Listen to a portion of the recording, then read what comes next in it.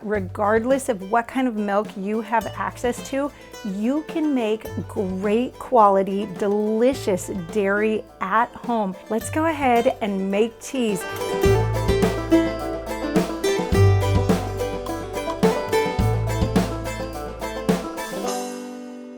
Let's get real. Not everybody has a milk cow in their backyard, but that shouldn't keep you from making great homemade cultured milks and cultured cheeses. Hey, let's go to the store and see what kind of milk we can find to make all sorts of really good homemade dairy with. Let's see if we can get this crew all loaded up. Hey, you guys, get ready. We're gonna go to town.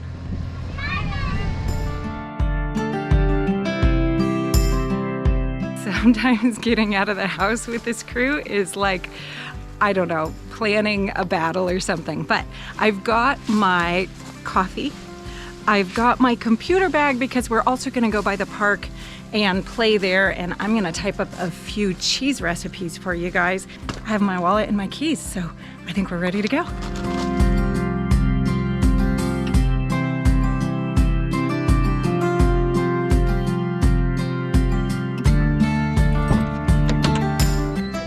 Ready to go? Yeah!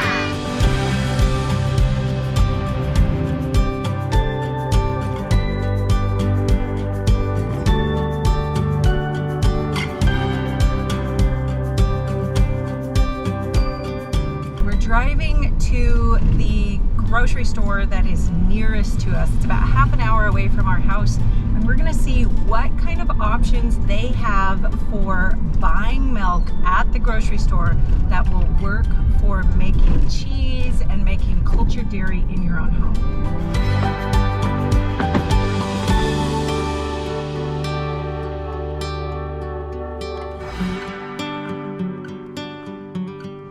Whoa, check that out, Johnny. What is that? It's a Venus flytrap. Yeah, do you know what that does?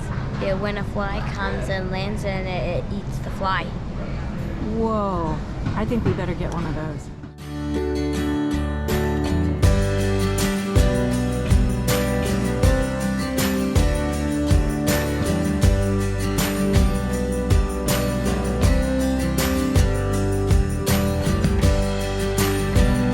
Here I am in the dairy section of the grocery store, and let's see what we can find.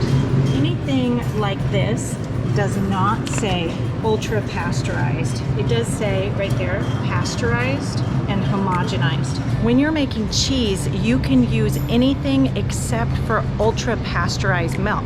So you can use pasteurized, just not ultra pasteurized. When you're making just cultured dairy, things like yogurt and kefir, buttermilk, things like that, you can go ahead and use the ultra pasteurized. So that right there would have been just fine for making cheeses. Oh, look at this. Here's something we see a lot of in the grocery store, but look at what it says right here. Ultra pasteurized milk. Almost all of this good organic milk here is all ultra pasteurized. You cannot use this for cheese making. It just will not work. This is different. This is pasture raised. Don't confuse that with pasteurized milk. But look at this right here in the grocery store. I've got a raw goat's milk.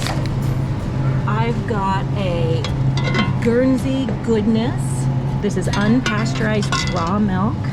I've got another raw milk right here. Take a look around your grocery store and see what you can find, because you might be able to get some great raw milk. It's really important to remember that ultra pasteurized means absolutely no cheese, but you can use it for the cultured milk. Pasteurized means you can use it for cheese and cultured milks, but the best is gonna be if you can find that raw, unhomogenized milk out there. And it doesn't matter if it's cow's milk or goat's milk or sheep's milk, you can use it all for all of your dairy. Just don't try to use that ultra pasteurized for making hard cheeses. Can't remember the last time that I actually bought store-bought milk, but I think I'm gonna take some of the pasteurized milk home to give it a try and to actually show you guys how I do hard cheeses with the pasteurized milk. I think we've made enough of the scene in the grocery store now. We're gonna go ahead and head to the park for a picnic.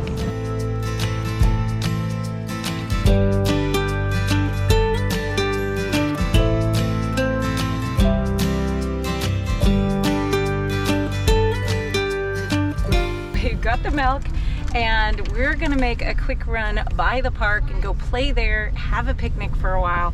But then I want to show you another really good way to get milk if you don't have access to your own milk, and that is to join in on either a herd share or to just buy it directly from the farmer. So we're gonna go to a friend's dairy farm in just a few minutes, and I'm going to show you how that works.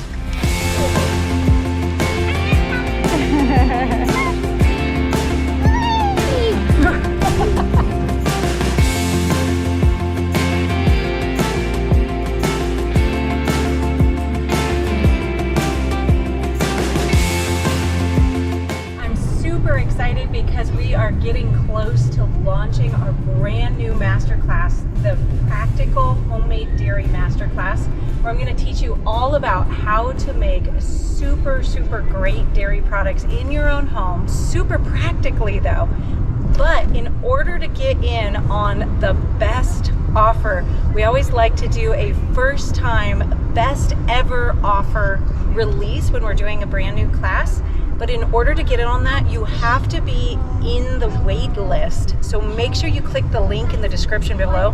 And you know what, this is really fun because when you're in the wait list, I release exclusive videos, tips, trainings, sneak peeks, and you get that best ever price offer for the class. It's the only place to get it. So make sure you jump on there right now so you don't miss out on any of the really good goodies.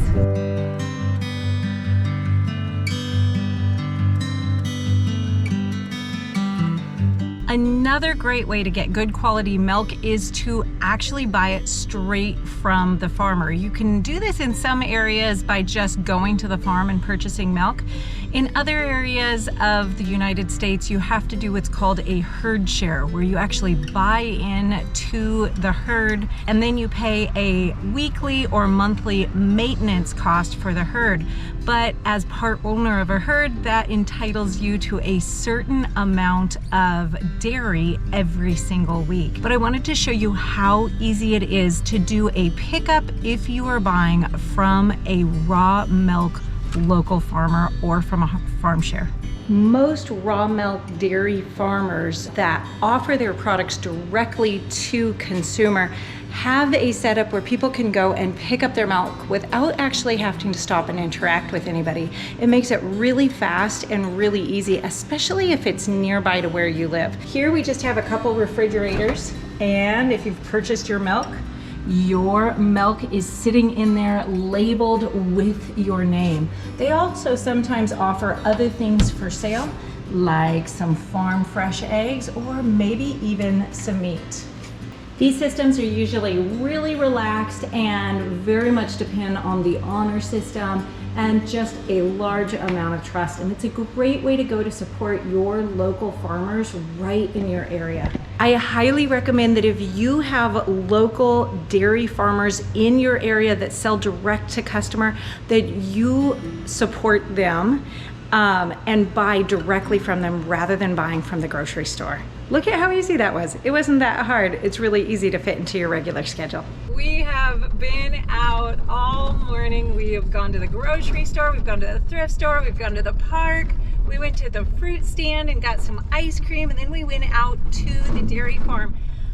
Are you guys ready to go home? Yes. Yeah. Yay! That was fun. Taking all of the kids to town is always really fun. But now that we have our pasteurized store-bought milk home, let's go ahead and make teas and look at the steps that we need to do a little bit differently than if we were going to use raw milk. Step number 1, pour our milk.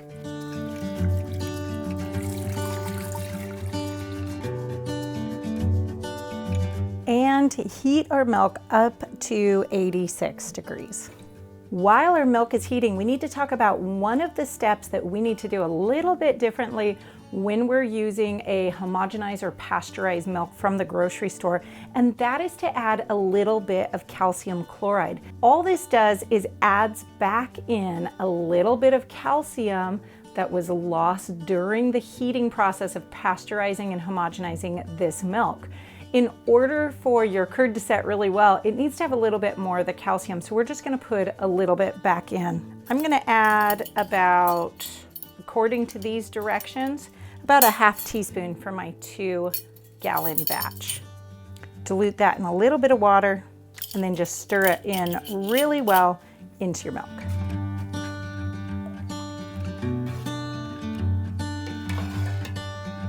Now we need to add our culture.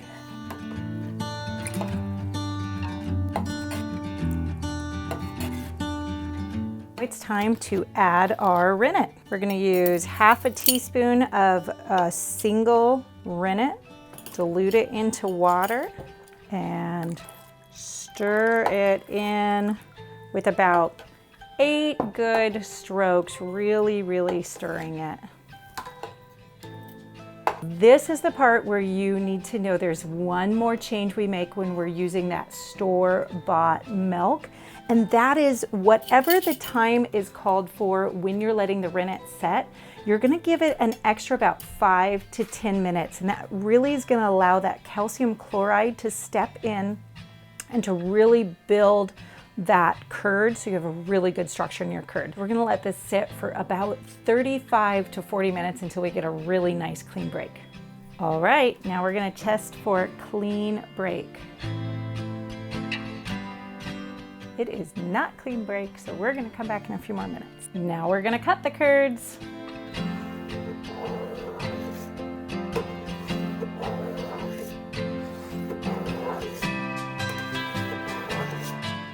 We're going to stir our curds and slowly, gently cook the curds. We want to bring them up to about 100 degrees over about 20 minutes. One thing that's really important to note here is that when you're using store-bought milk, different brands of milk will give you different results. So if you're not happy with the results you get when you try the first batch, just try a different brand and see if it gets any better. Also, when you're using store-bought milk, you really want to use the whole milk. Get that vitamin D, get that 4% milk or the whole milk that you're gonna see from the grocery store compared to a raw milk of very low fat content, but that's okay, it'll still make good cheese. From this point on, cheese making is just like regular old cheese making. You don't have to change any steps for making cheese with store-bought milk.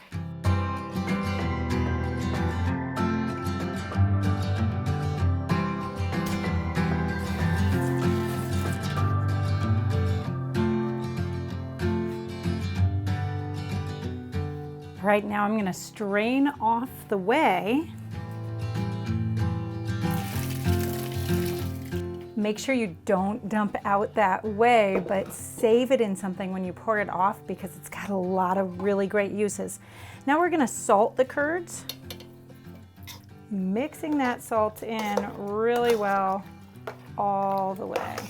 And now we're gonna take our prepared cheesecloth that has been freshly boiled, so it's nice and clean, and we're gonna lay it out, fill our forms with our cheese curds, and press the cheese. We're gonna flip it a few times, but by tomorrow we are going to have 2 beautiful blocks of a farmhouse cheese that we can age, we can wax, we can eat it right away, whatever we want to do with it, it will be ready to go. Of course, it keeps getting better the longer it ages.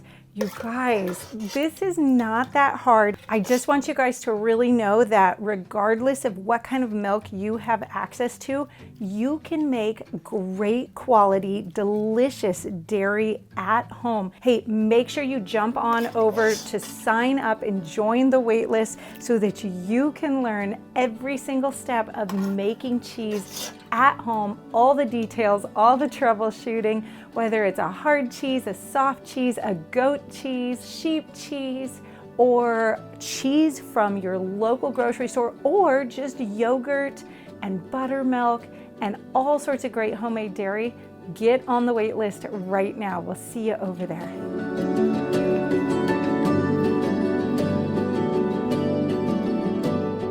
We're going to get that weight right on to the top of our cheese here. By tomorrow morning, we're gonna have a hard cheese that is ready to age and is just gonna be absolutely delicious.